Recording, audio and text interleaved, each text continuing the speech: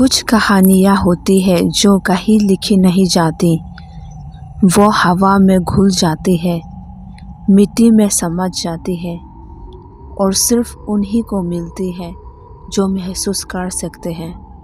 आज ऐसी ही एक कहानी सुनो, एक छोटी सी लड़की और एक जादू भरे पायल की। एक छोटा सा गांव जहां हर चेहरा किसी कहानी सा लगता था, और उनमें से एक थी मीरा, एक 17 साल की लड़की, बड़ी आंखों वाली, जिसके सपने उसकी छोटी सी दुनिया से बहुत बड़े थे। मीरा को पुरानी चीज़ों से अजीब सी लगाव था, मिट्टी के खिलौने, टूटी हुई किताबें और जंगल के कहीं खो चुके रास्ते।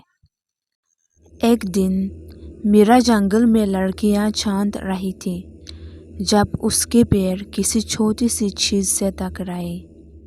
एक पायल थी, चांदी की, लेकिन जैसे उसमें कोई सांस ले रहा हो।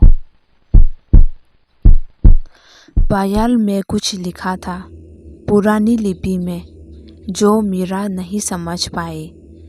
उसने बिना सोचे उसे उठाया और अपने पैर में पहन लिया। बस उस पल से सब कुछ बदल गया। उस रात सब कुछ शांत था, लेकिन मीरा को आवाज आई, छन छन, जैसे घुंघरू बाज रहे हो। लेकिन कमरा तो खाली था। वो उठी और देखा, उसकी पायल खुद ब खुद बाज रही थी, और जैसे कोई उसे बुला रहा हो। वो चुपके से निकल गई, जंगल के उस हिस्सा में जहाँ लोग जाने से डरते थे।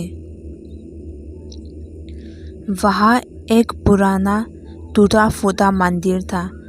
मंदिर के अंदर एक शिला थी, उस पर लिखा था, जो इस पायल को जगाए वो उस राज का हिस्सा बन जाए।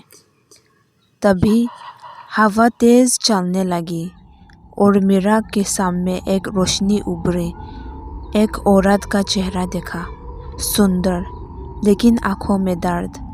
वो बोल रही थी, मुझे याद करो, मुझे आज़ाद करो, वरना तुम भी मेरे जैसे बन जाओगी। मीरा बेहोश हो गई। सुबह वो अपने बिस्तर पर थी, लेकिन पायल गायब थी। पर हर रात उसे घुंघरू की आवाज़ आती है, और गांव में अजीब हादसे होने लगे।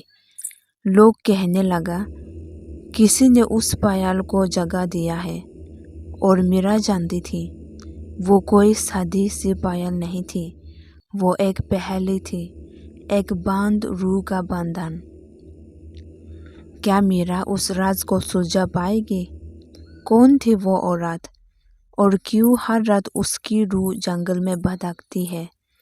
ये सिर्फ एक कहानी नहीं, ये एक पुकार है, एक आत्मा की जो सदियों से आज़ादी चाहती है।